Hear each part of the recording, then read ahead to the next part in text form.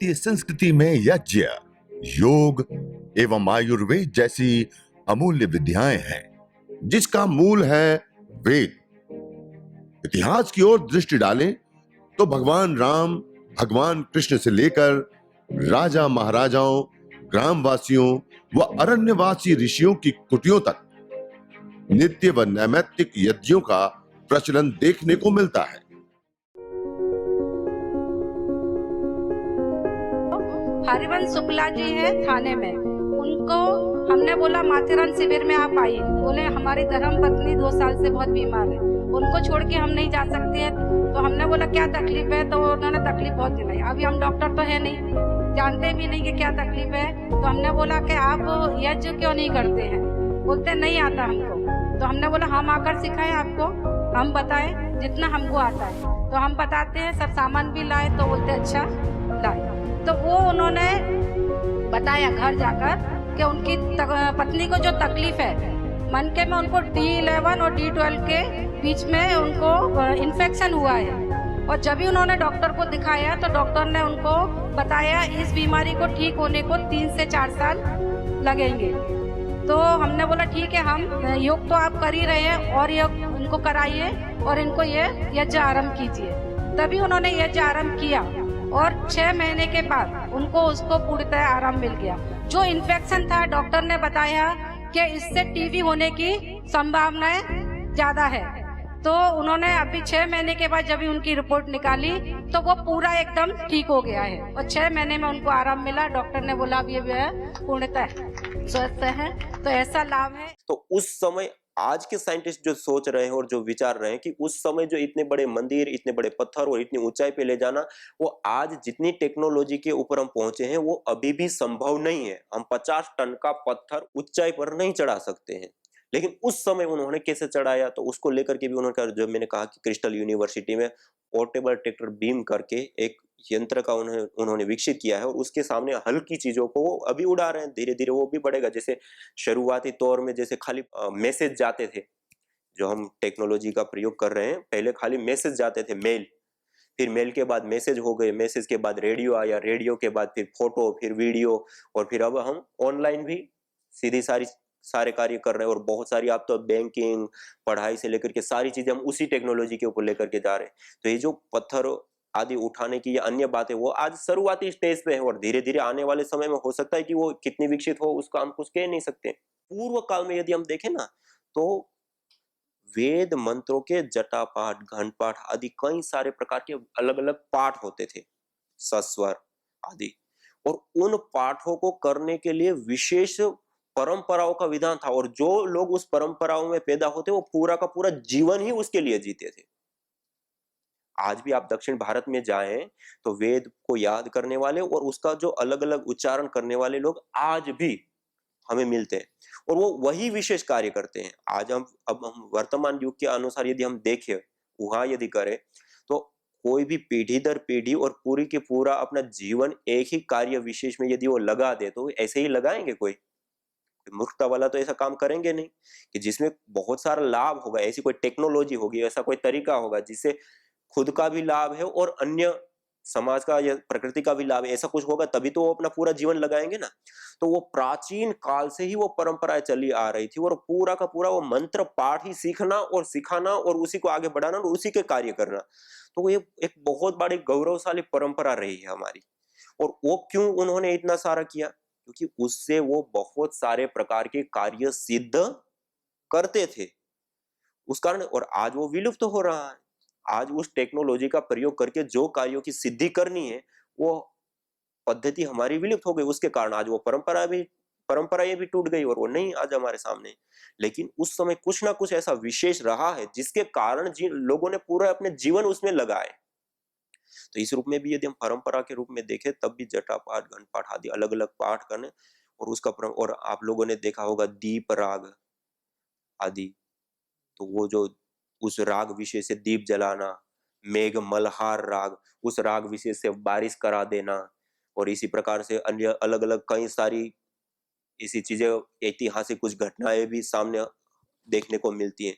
तो उससे भी पता चलता है कि जो ध्वनि विज्ञान है वो कोई सामान्य विज्ञान नहीं है।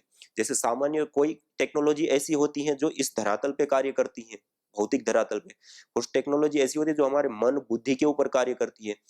ध्वनि एक ऐसी टेक्नोलॉजी है, उससे हमारा मन बहुत ज्यादा प्रभावित होता है। इसलिए जिसको स्ट्रेस, तनाव, डिप्रेशन या इस प्रकार की जो बीमारी रहती है, मनोविकार होते हैं, उन लोगों को विशेष प्रकार की ध्वनि सुनाई जाती है तो उनको शांति मिलती है, उनको अच्छा लगता है। क्यों होता है वो ध्वनि अपने मन को प्रभावित करती है। उनके जो माइंड्स में चलता रहता है ना, तो उसको माइंड को कंट्रोल करने के लिए इस तरह की थेरेपीज़ दी जाती हैं, ताकि उनका जो माइंड है वो शांत हो जाए। हाँ, क्योंकि वो ज़्यादातर एक्साइटेशन में रहता है, ज़्यादा एक्साइटेशन होती है माइंड में, तो इसी से जो मतलब ध्वनि न्यूरोट्रांसमीटर्स हैं, टेक्नोलॉजी के माध्यम से ही वो उसको हाँ, शांत करते तो हैं। न्यूरोट्रांसमीटर्स जो होते हैं वो इम्बैलेंस हो जाते हैं। तो उसको बैलेंस करने के लिए ये फिर इस तरह की थेरेपीज़ दी जाती हैं हाँ, तो मोस्टली। मतलब कहने का अभिप्राय है कि जो मंत्र है वो हमारे तन के ऊपर, हमारे मन के ऊपर भी कार्य करता है। जैसे मैंने पत्थर का और जो अपना रेडियो और मोबाइल, इंटरनेट आदि जो है उसके माध्यम में भौतिक कार्य भी सिद्धि करते हैं। मानी ध्वनि टेक्नोलॉजी के माध्यम से हम कई कार्य सिद्ध करते हैं। ऐसे ही जो मंत्र की जो विशेष परंपरा है, तो मंत्र से एक तो उसके अर्थ हैं, उस अर्थों को हम समझे और उस अर्थों के अनुसार, तो उससे एक अलग लाभ है।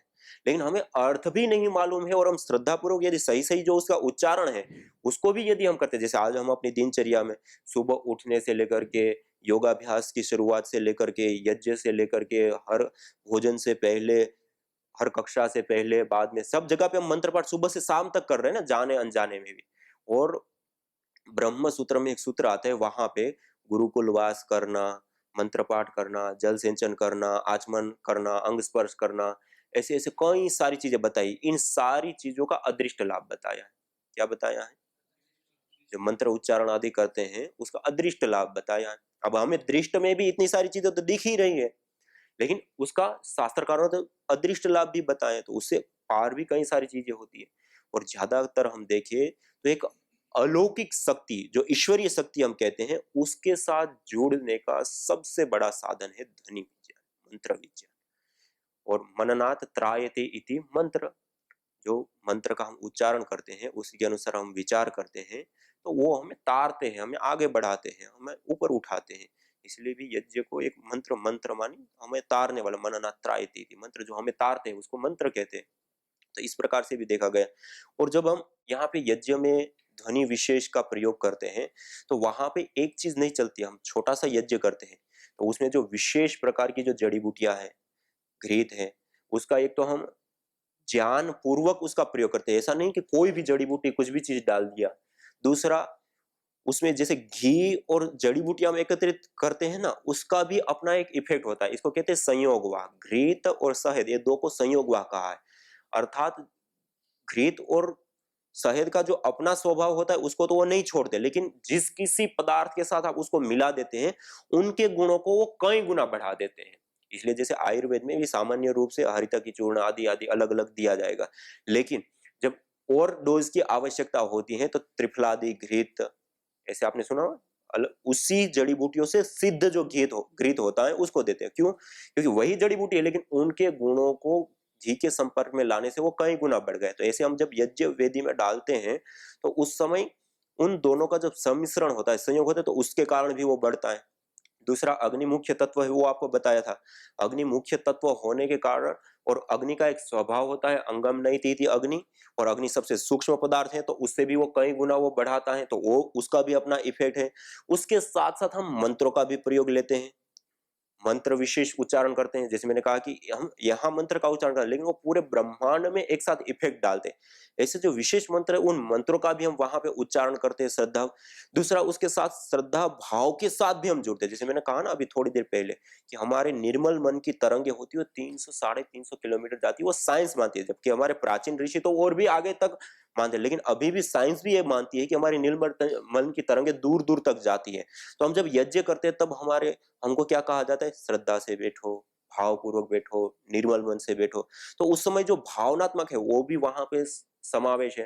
तो इस प्रकार से हम देखें तो कई सारी चीजों का एक साथ वहां पे समावेश होता है। ये 5 से 10 मिनट का जो यज्ञ, लेकिन उस 5 से 10 मिनट के यज्ञ में जो क्रियाएं और जो कर्म होता है, उसके द्वारा जो इफेक्ट इस ब्रह्मांड में जाता है और जो इफेक्ट हमारे तन मन प्राण के ऊपर जाता है, वो अद्वितीय होता है। उसका जो लाभ है वो अद्वितीय होता है। केवल उतनी ही देर हम यज्ञ करते हैं, उससे हमारा तन भी प्रभावित होता है, हमारा भी प्रभावित होता है, हमारा पर्यावरण भी प्रभावित होता है। सब चीजों को वो पोषित करता है और सब जगह पे जो असंतुलन है या जो दोष है उसको दूर करने का कार्य करता है। तो इस रूप में भी जो मंत्र है वो विशेष रूप से सहभागिता या भूमिका निभाता है। तो इस प्रकार से भी वहां पे मंत्र की महिमा है। तो इस प्रकार से कुछ चीजें आपके सामने मंत्र के विषय में रखी। और कोई आपका प्रश्न? जैसे फोन पे गायत्री मंत्र चला दें। अब उस प्रकार की रिसर्च तो अभी सामान्य रूप से हुई नहीं है, लेकिन एक आकाश चौरसिया करके एक कृषक है, अच्छे कृषक, उन्होंने अपने 1-2 एकड़ का खेत है, उसमें पूरे स्पीकर लगा रखे हैं और प्रतिदिन सुबह और सायंकाल आधा से 1 घंटा वो गायत्री मंत्र, पहले वो खाली गायत्री मंत्र चलाते हैं, अब वो अन्य मंत्र का भी वो, और कुछ ऐसे म्यूजिक और कुछ ऐसा संगीत आदि जो होता है उसको भी वो पेड़ पौधों को, और जो खाद बनाने के लिए अलसिया होते हैं ना, उसको वो सुनाते हैं।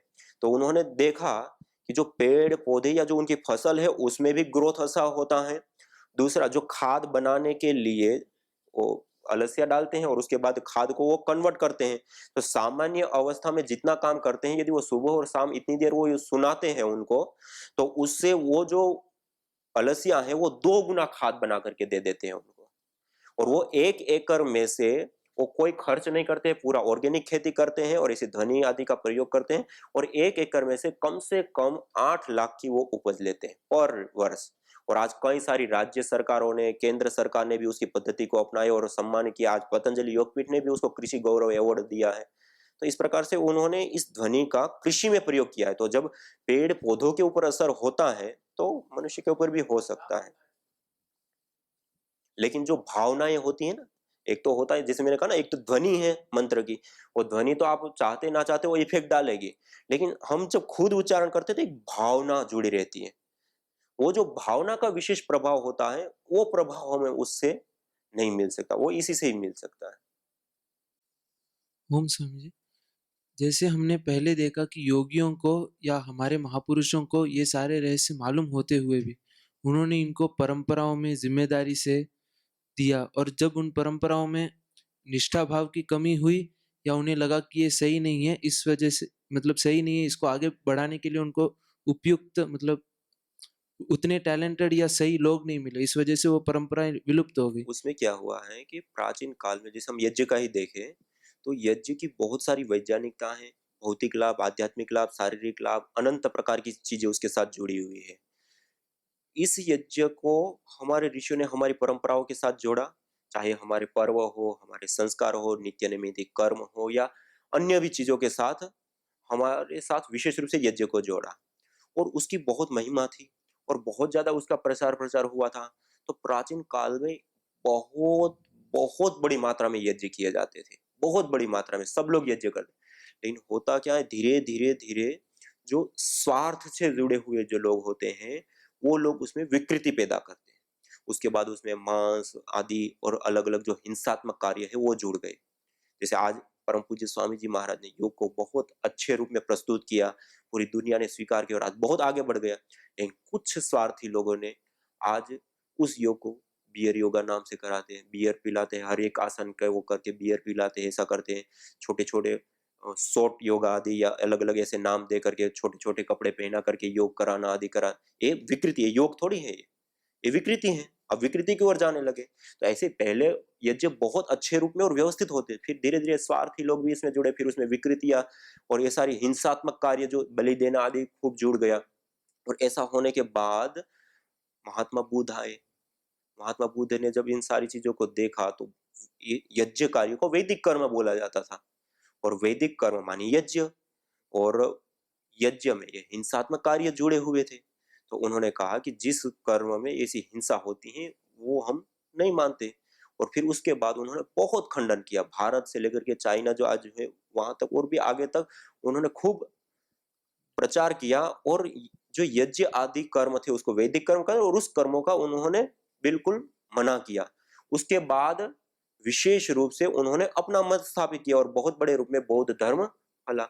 उसके बाद के काल में आए आचार्य शंकराचार्य जी। जब उन्होंने देखा कि वेदों की इतनी अमूल्य सिद्धांत और इतनी सारी बातें और इतना सारी प्राचीन पूर्ण विद्या है, और इन विद्या से तो सब विमुख होते चले जा रहे हैं और सब शून्यवाद उस समय प्रचलित मतलब बौद्धवाद या शून्यवाद उसकी तरफ लोग आगे बढ़ रहे थे।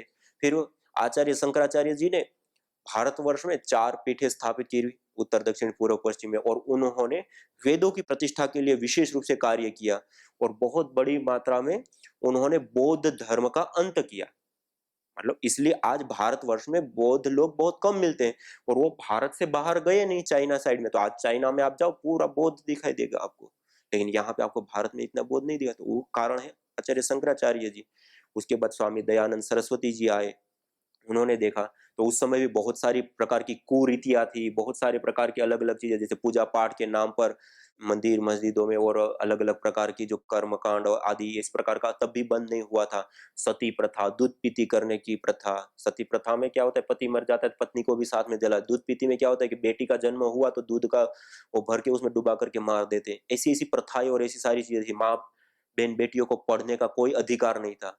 ये सारी चीजों को जो सबसे ज्यादा खतरनाक थी उनको स्वामी दयानंद सरस्वती ने दूर किया और उस समय उन्होंने यज्ञों के साथ जोड़ने के लिए स्वामी दयानंद सरस्वती जी ने फिर से शास्त्रों की रचना की और संस्कार विधि आदि की। हमारे 16 संस्कार होते हैं, चतुर्वर्णाश्रम धर्म पंच महायज्ञ आदि की जो परंपरा है उसको वापस उन्होंने व्यवस्थित ढंग से दिया। अब हमें यज्ञ कैसे करना है तो उसकी भी उन्होंने पद्धति बताई, 16 संस्कार कैसे करना है उसकी भी पद्धति बताई।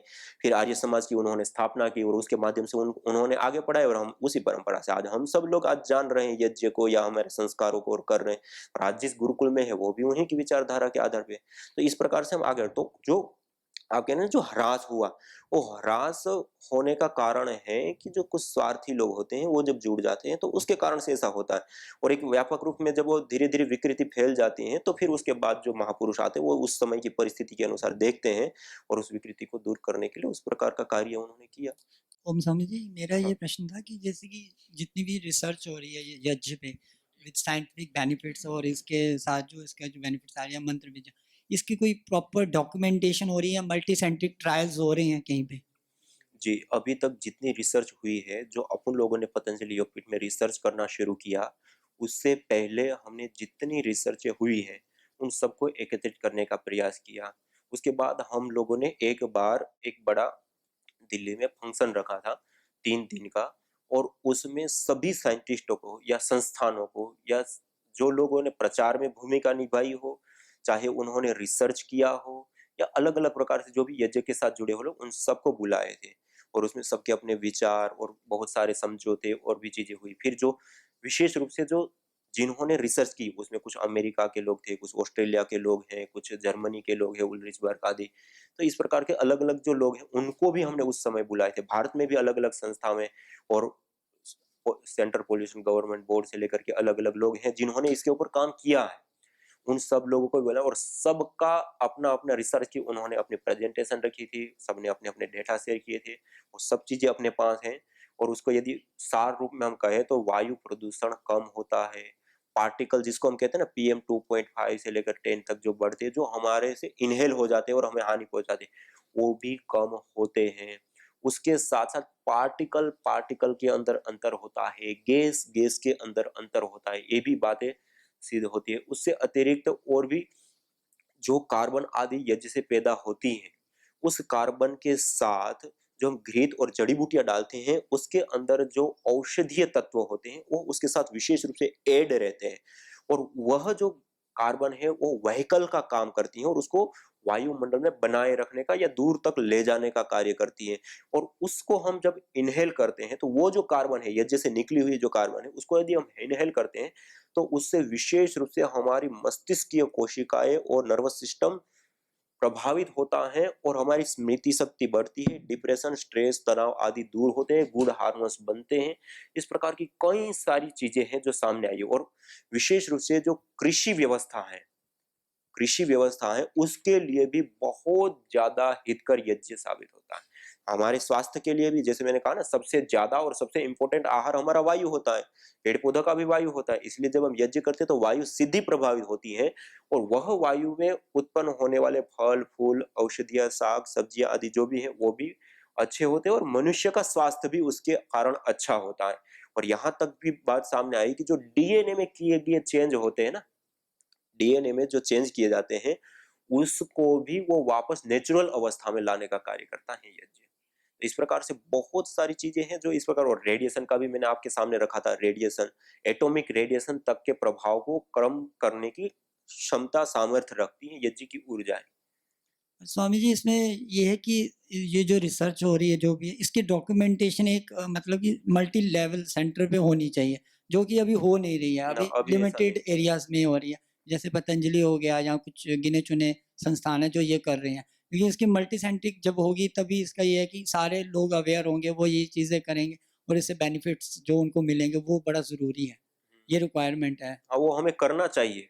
उसके लिए पतंजलि योगपीठ प्रयास करे, इसलिए मैंने कहा ना कि हमने अलग-अलग संस्थाएँ जो प्रचार ऑलरेडी कर रही हैं, जो समाज का, राष्ट्र का और प्रकृति का हित सोच रही है, तो उन लोगों को भी अब उन लोगों ने आमंत्रित किया था, उन लोगों को भी बुलाया, उन सबके सामने भी इस सारी बातों को रखा कि ये चीज़ें हैं, और उसको हम एक बहुत बड़े रूप में, यदि इसको रिसर्च का लेवल भी है और इसके साथ-साथ प्रचार का लेवल भी है, इन दोनों रूपों में यदि हम सही तरीके से कार्य करें, तो हम अभी वर्तमान युग में जो वायु प्रदूषण के कारण और अन्य भी जो पोल्यूशन है उसके कारण जिस हानि की ओर हम प्रकृति को ले जा रहे हैं, प्रकृति की हम हानि कर रहे हैं, उससे बचाने के लिए एक बहुत बड़ा कदम होगा। उसके लिए अभी प्रयासरत है, लेकिन जैसा कदम उठना चाहिए और जिस प्रकार का काम होना चाहिए वो नहीं हुआ है, लेकिन अभी हम प्रयास करेंगे और करेंगे। एक रिसर्च ये भी हुई है कि जो इसकी ऐश होती है, भस्म वगैरह, एक तो उसका साइकोलॉजिकल इफेक्ट पड़ता है, दिया जाता है कईयों को एज ए मेडिसिन।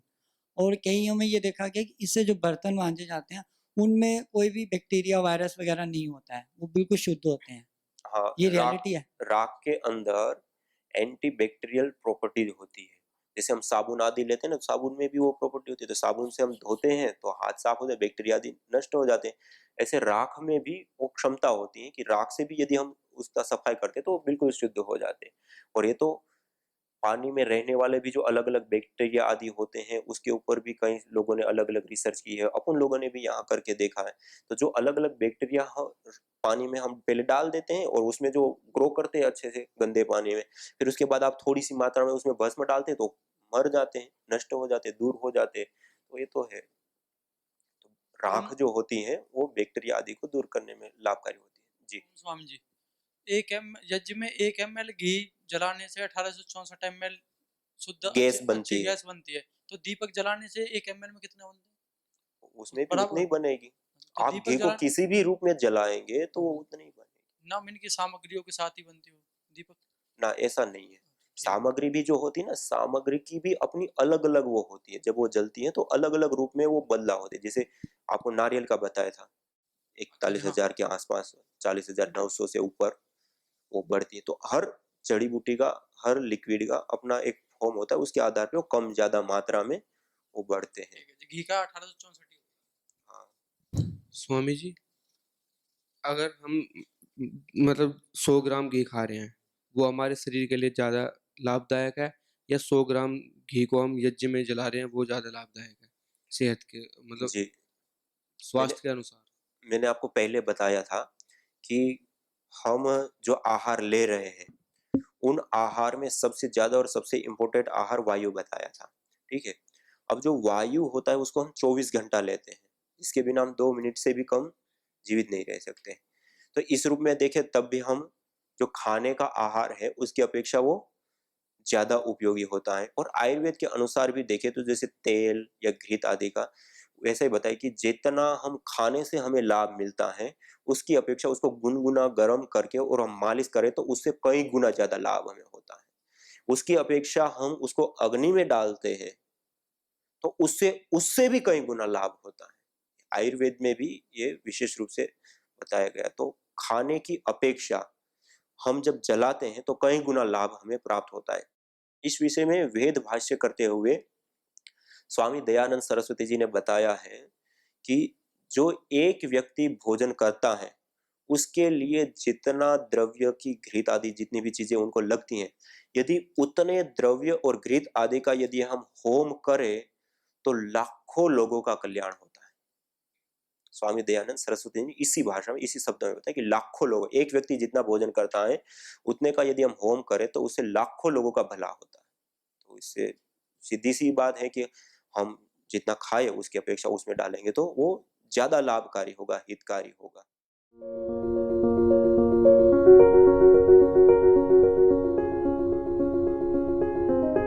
कोरोना का एक केस आया कि 7वें महीने में गर्भ के अंदर बच्चा एकदम निष्क्रिय हो गया था, छोटा हो गया था पूरा, और डॉक्टर ने बोला कि अब तो अबॉर्शन करना पड़ेगा इसका। वहां से फोन आया तो हमने डॉक्टर तारा सिंह जी जो आपके बीच में है यहाँ पर, उनसे बात की तो उन्होंने बोला कि उनको यज्ञ कराओ। लेखा माता जी के माध्यम से डोंबिवली से उनसे बात हुई तो नीचे यज्ञ के हवन कुंड के नीचे उसमें ड्राई फ्रूट का लेवल बिछाया गया, सभी तरह के ड्राई फ्रूट उसमें लगाए गए और फिर यज्ञ चालू किया। देखिए 2 महीना यज्ञ करने से वो बच्चा वापस पुष्ट हो गया और नॉर्मल डिलीवरी हुई उसकी, और प्रॉपर वजन जो होना चाहिए 2 किलो 900-800 ग्राम वो उसने बच्ची को जन्म दिया। मेरी माताजी आज 84 इयर्स की हैं, 3 बार पैरालिसिस हो गया, हमने 3 बार उसको ठीक कर लिया। आज वो अपने पैरों पे चलकर जाते हैं। रोज यज्ञ हमारे साथ में सोफे पे बैठ के सब सुनते हैं, उनको पूरा यज्ञ याद है। लेकिन एक भी परिवार का मेंबर, जब से हम आज 5 साल से यज्ञ कर रहे हैं, हमारा एक भी फैमिली मेंबर आज हॉस्पिटलाइज नहीं है, डॉक्टर की मेडिसिन नहीं ले रहा है, और ज्यादा से ज्यादा अभी हम योग और यज्ञ को ही बढ़ाते चले जा रहे हैं। यज्ञ भारतीय संस्कृति का मूल है। तो आइए हम संकल्प लें, संसार के श्रेष्ठतम कर्म यज्ञ को अपनाएं, पिंड और ब्रह्मांड में संतुलन कायम करने वाले यज्ञ को अपने जीवन का अभिन्न अंग बनाएं एवं प्रकृति मां के प्रति अपने ऋणों को अदा करें। विश्व स्वास्थ्य का एक नारा, यज्ञ से होगा जग उजियारा। भारतीय संस्कृति की अमूल्य विरासत यज्ञ की महिमा को जानने हेतु वैदिक चैनल पर प्रतिदिन प्रातः एवं सायं 11:30 बजे यज्ञ महिमा कार्यक्रम से जुड़े। विशेष जानकारी हेतु संपर्क करें। मोबाइल 9068565306।